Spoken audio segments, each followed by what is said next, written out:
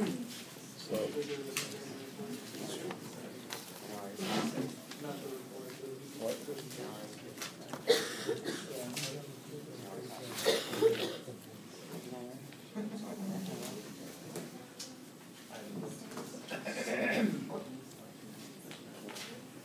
is ENGR, and I'll be talking about the duct cooling system for our Team Salmon today.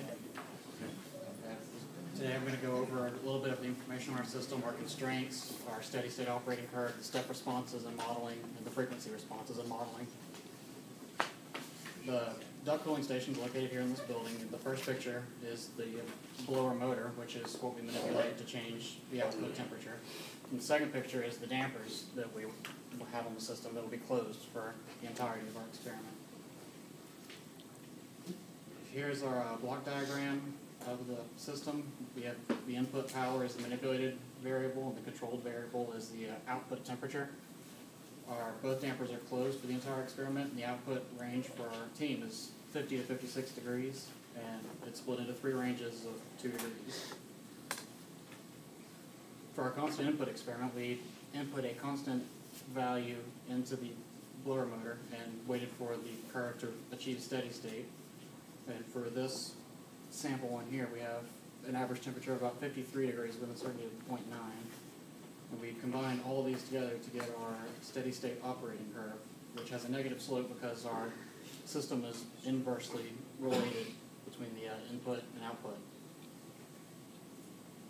Our next experiment was the step response, where we input a constant value, and then at a certain time you either drop it or jump the input to go from first steady state and push the temperature up or down until you get another steady state.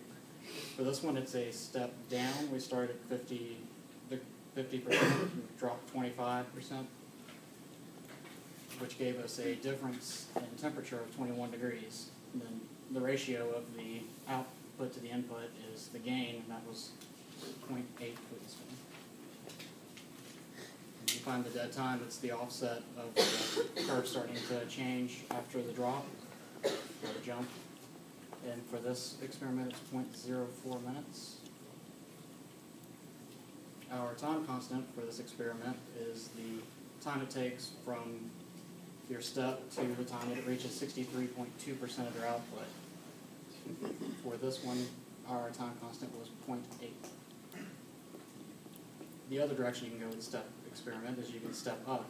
And this step up gives you a curve that looks something like this.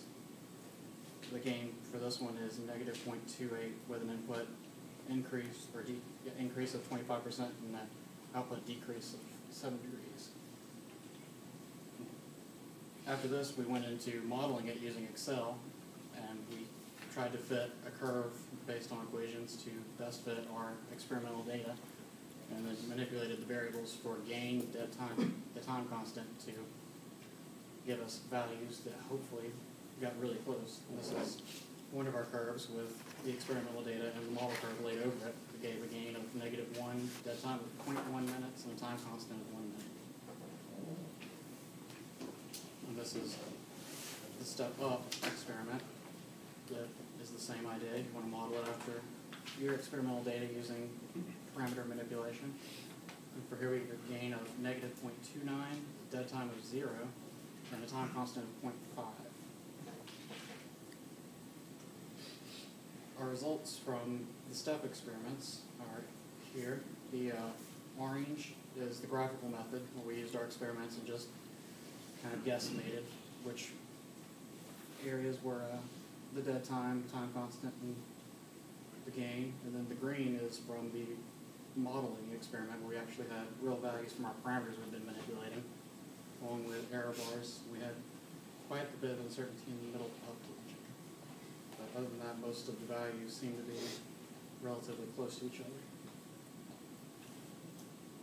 And this is our average dead time. We did have a lot more average dead time in the lower down region than we did in the others. So we should have been it was almost 0 for all the experiments because we have an immediate response to the steps of our system.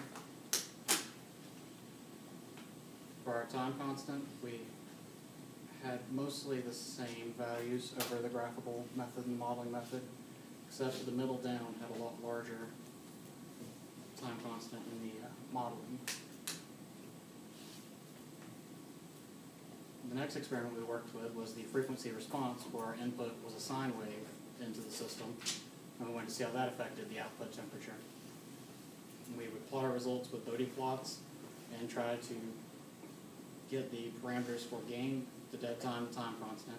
Also wanted to find the order of the system, the ultimate frequency, and the ultimate controller gain. This is one of our experiments for the frequency response.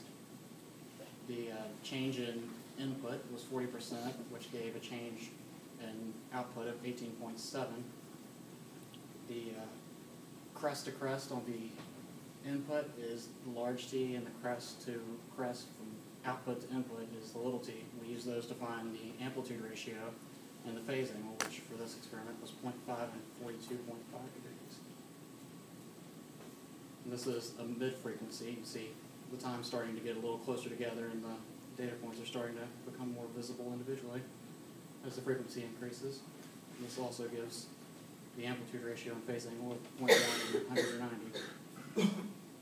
This is a higher frequency one, and you can really start to see the difference here as we have this expand over 1 minute now. Get an amplitude ratio of 0.05 and a phase angle of 270 for the 3 Hertz experiment. This is an example of one of our Bode plots from the experimental data. From here we get a gain of 0.8, a dead time of 0.04, a time constant of 0.08, ultimate frequency of 18 Hertz, ultimate controller gain of 10, and omega of 113. We then used our experimental data to create another model using this input, and used these equations here for the output, the phase angle, and the amplitude ratio. And we put those into Excel and created a model that hopefully would follow our experimental data. This is one of our model plots here. It's for the amplitude ratio versus frequency. And from this model, we found the gain to be 0.78, the dead time to be 0.13 minutes, time constant 0.07, the ultimate frequency 18, the ultimate controller gain of 10, and omega of 25. And this would be what you would see at the bottom half of it, which is the phase angle versus the frequency here. We did have a few data points that were not cooperating with our curve. But it's part of the higher frequency ends, so they start to get a little more noise, a little more things involved there that could offset it from where it needs to be. Our results for the frequency response is the ultimate frequency here. The green is our graphical method, and the orange is the model method.